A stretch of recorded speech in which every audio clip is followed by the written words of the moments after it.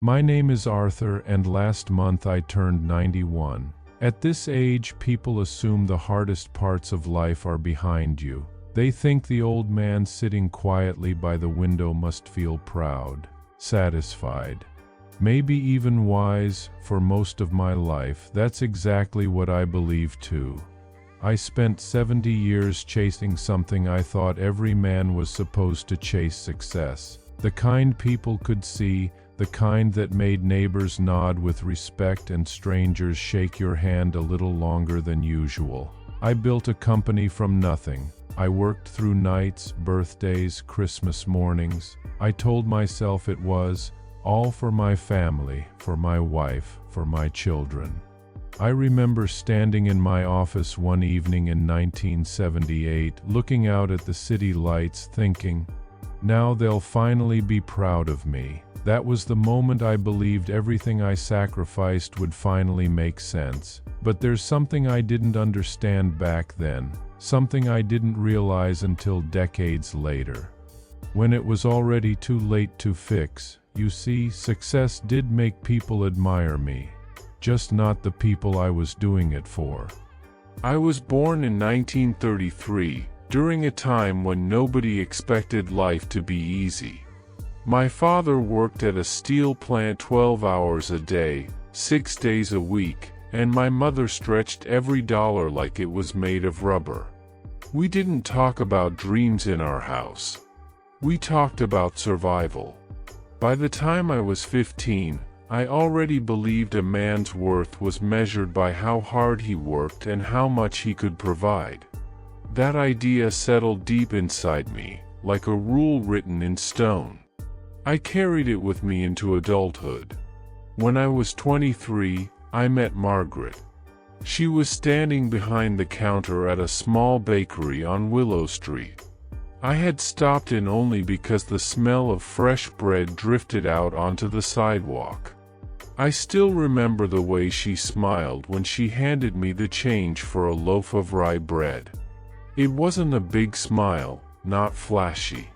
Just warm, steady, the kind that made you feel like the world might actually be a gentle place. I went back the next day. And the day after that. After 2 weeks she finally laughed and said, "You must really like our bread." I told her the truth. I come for the girl behind the counter. She blushed so quickly I knew I had embarrassed her. But she didn't look upset. She looked shy, and a little pleased. Margaret was the kind of person who listened carefully when you spoke. Not many people do that anymore. When you talked to her, she made you feel like your words mattered. Back then, I was just a young man with big ideas and no money. I had a job fixing delivery trucks for a shipping company. My hands were always covered in grease, and my paycheck barely covered rent for my tiny apartment. But Margaret didn't seem to care about any of that. She cared about smaller things. Sunday walks. Coffee shared on a park bench. Watching the sky turn pink in the evening. Sometimes I think those were the happiest moments of my life, though at the time, I didn't realize how important they were. We married in the spring of 1958. Our wedding was small. Just family and a few friends in a modest church with wooden pews that creaked when people sat down. Margaret wore a simple white dress her mother helped sew. I remember holding her hand during the ceremony, thinking how lucky I was that someone like her had chosen someone like me. That first year of marriage was quiet but beautiful. We rented a tiny house with yellow paint that was already peeling off the walls. The kitchen floor slanted slightly to the left, and the pipes groaned every time someone turned on the hot water. But it felt like home.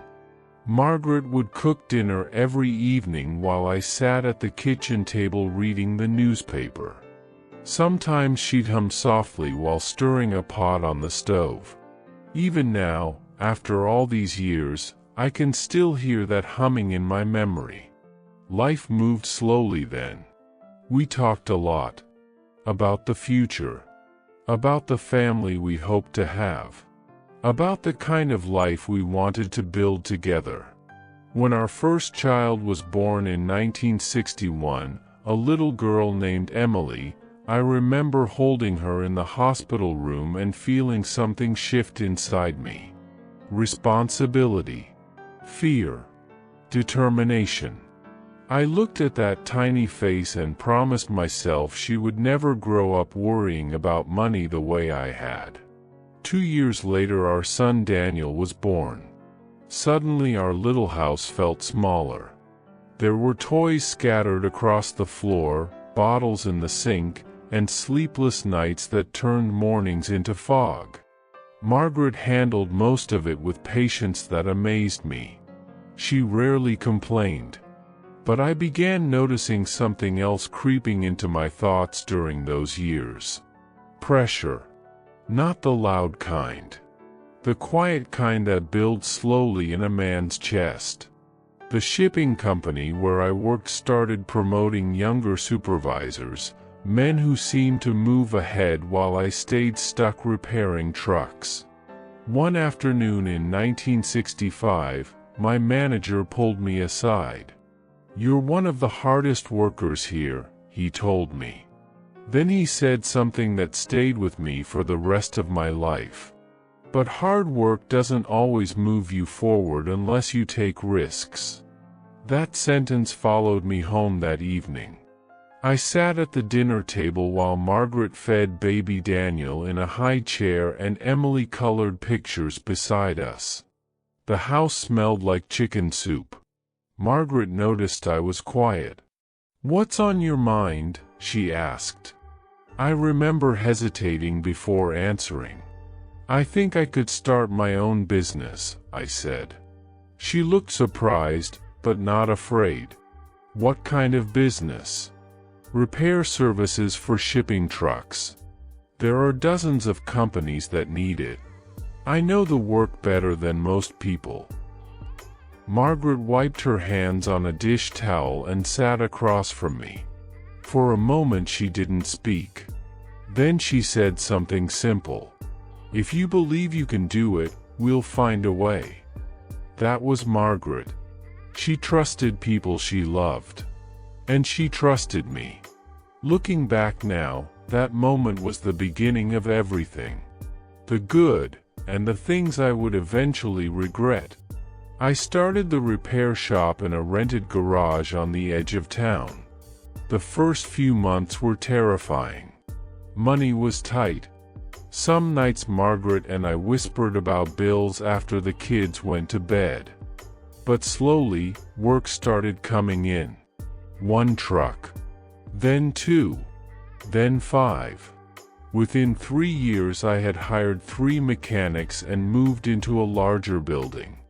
People in the industry began recognizing my name. Customers trusted my work. For the first time in my life, I felt like I was becoming the man I believed my family deserved. Margaret supported me through all of it. She handled the bookkeeping at night while the kids slept. She packed my lunches.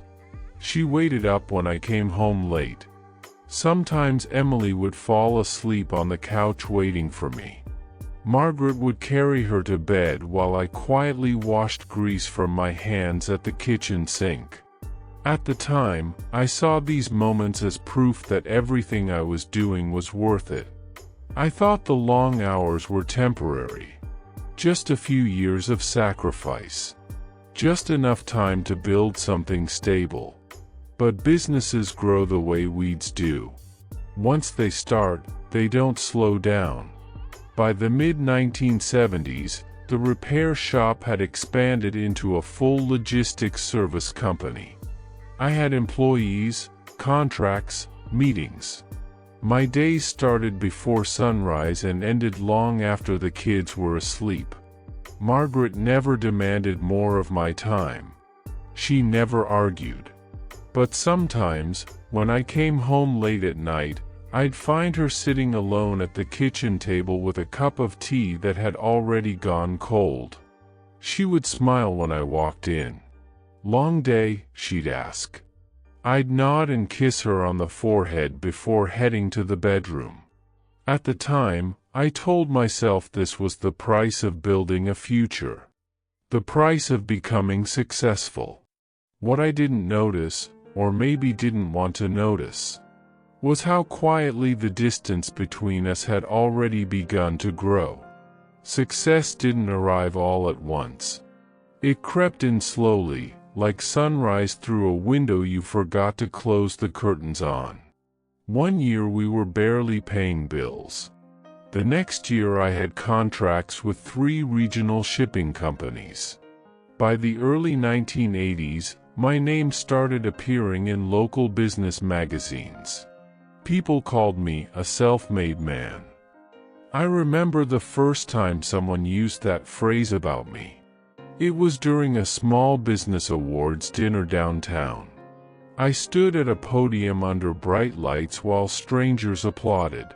Someone handed me a plaque with my name engraved on it. Arthur Collins, Entrepreneur of the Year. When I got home that night, Margaret was already asleep. The kids had long since gone to bed. I placed the plaque on the kitchen table and stood there staring at it for a long time. I imagined showing it to the family the next morning, picturing the pride on their faces. But morning came like any other. Emily rushed out the door to catch the school bus. Daniel complained about a math test.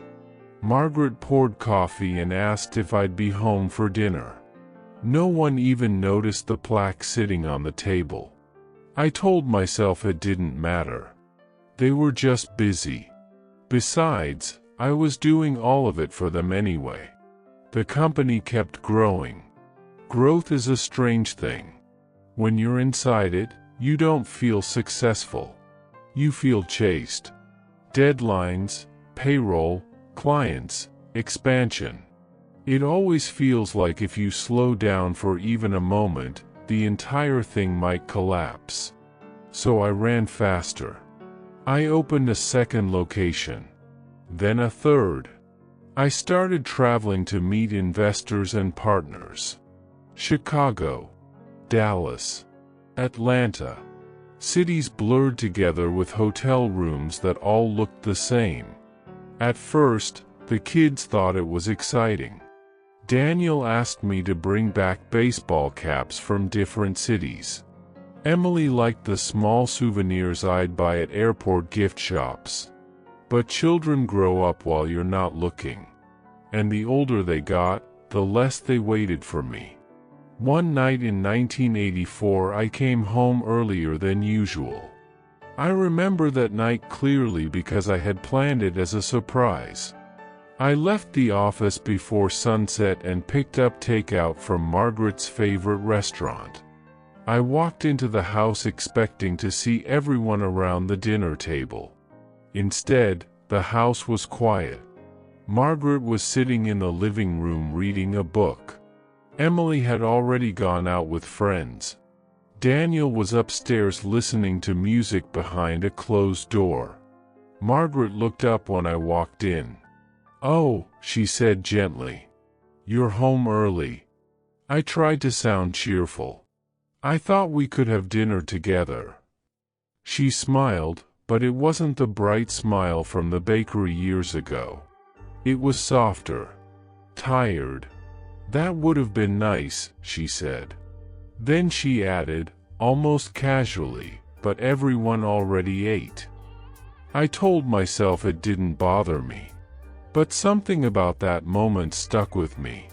It was the first time I felt like a visitor in my own house. Still, I didn't slow down. Instead, I pushed harder. By the late 1980s, the company had become large enough that I barely recognized it anymore. We had offices, managers, accountants, legal teams. People introduced me as the founder, like I was some kind of legend. But the truth was simpler. I was just a man who had learned how to work without stopping. Margaret stopped waiting up for me at night around that time. At first I thought she was just tired. Later I realized she had simply adjusted to my absence. Emily went off to college when she was 18. I remember standing in the driveway watching her car disappear down the road. Margaret wiped tears from her eyes. I checked my watch because I had a meeting in an hour. Daniel left 2 years later. The house became quiet again. Margaret started spending more time gardening in the backyard.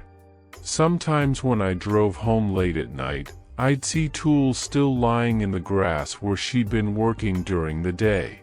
One evening, sometime in the early 1990s, she said something to me that I didn't take seriously enough. We were sitting on the porch. The air smelled like rain. She looked out at the yard and said softly, "Arthur, do you remember when we used to walk in the park on Sundays?" I laughed a little. "That was a long time ago." She nodded. "Yes," she said. "It was." Then she went inside. At the time, I thought she was just feeling nostalgic. What I didn't realize was that she wasn't talking about the past. She was talking about us. The business reached its peak in my early 60s. We had hundreds of employees. Our trucks were on highways across 3 states. I was invited to speak at conferences, sit on advisory boards, shake hands with people who used to ignore men like me. Out in the world, I was admired, respected, sometimes even envied. But inside my own house, things had grown strangely quiet. Margaret had developed her own routines by then. Morning tea in the garden. Volunteering at the local library. Long phone calls with Emily, who now lived across the country. Daniel visited once or twice a year. When the kids came home for holidays, I noticed something that unsettled me. They talked mostly to their mother. Emily would sit beside Margaret on the couch for hours, telling stories about her life. Daniel would help her cook in the kitchen. I'd join the conversations occasionally, but I always felt slightly out of rhythm, like a man who had arrived late to a movie and missed the beginning. One Christmas evening, after the kids had gone to bed, Margaret and I sat alone near the tree. The lights glowed softly in the dark living room. I remember thinking it was a peaceful moment. Then Margaret said something that caught me off guard. "Arthur," she said quietly, "do you think you know our children?" I frowned. "Of course I do." She didn't argue. She simply asked another question. "When was the last time you had a long conversation with Emily?" I opened my mouth to answer, and then realized I couldn't remember. Margaret didn't say anything else after that. She just looked at the Christmas lights for a while before going upstairs. That night I lay awake longer than usual. Not because of business. Not because of money. But because, for the first time in decades, a thought entered my mind that made me uncomfortable. What if everything I had worked for, everything I believed I was building for my family, was slowly building a wall between us instead? At the time, I pushed that thought aside. I told myself I still had time. Time to slow down. Time to reconnect. Time to make things right. But life has a quiet way of proving men like me wrong. I retired when I was 72. People congratulated me like I had just won a marathon. At the company's farewell dinner, there were speeches, handshakes, and a standing ovation that seemed to last longer than I expected. One of the executives said my story would inspire future generations of entrepreneurs. They gave me a crystal trophy with my name engraved on it. Founder, visionary, builder. All very impressive words. But when the dinner ended and everyone went home, I drove back to a quiet house that felt larger than it used to. Margaret was sitting in the living room when I walked in. She had been reading, like she often did in the evenings. "Is it over?" she asked. I nodded. "That's it," I said. "I'm officially retired." She closed her book and smiled kindly. "Well," she said, "now you can finally rest." At the time, I thought retirement would be the beginning of something. More time together. More dinners at the table. Maybe those Sunday walks again. But the strange thing about habits is that they don't disappear just because circumstances change. For nearly 50 years, my life had revolved around work. Without it, the days felt unfamiliar.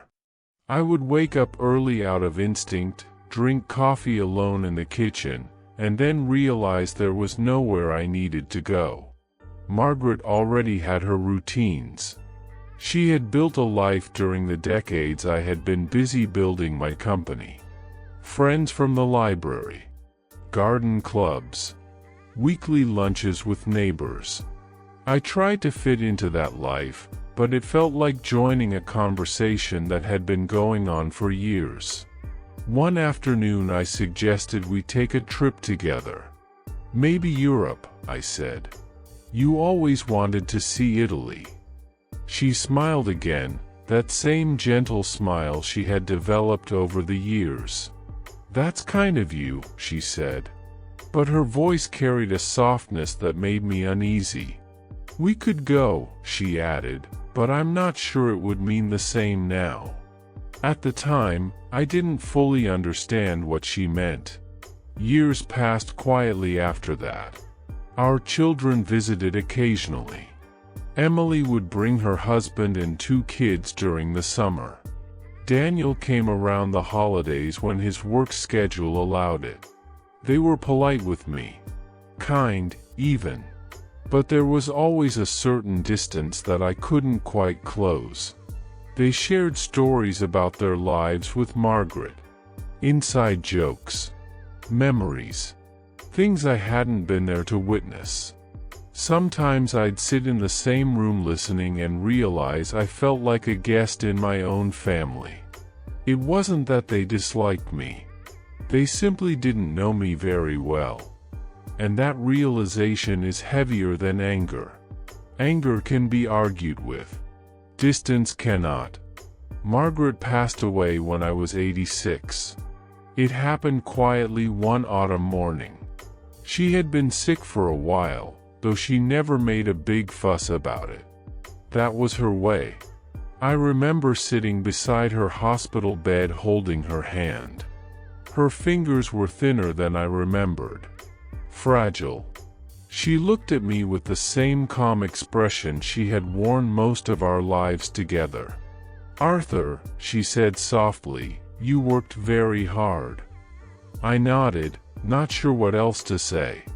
For a moment she studied my face like she was remembering something.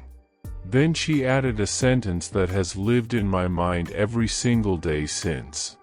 "I just wish we had shared more of those years together." She didn't say it with bitterness. She didn't accuse me. That somehow made it harder. A few hours later, she was gone.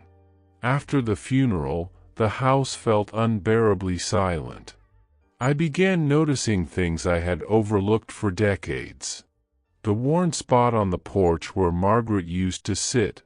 The garden she had cared for year after year. Old photo albums filled with moments I had missed. Birthday parties. School plays.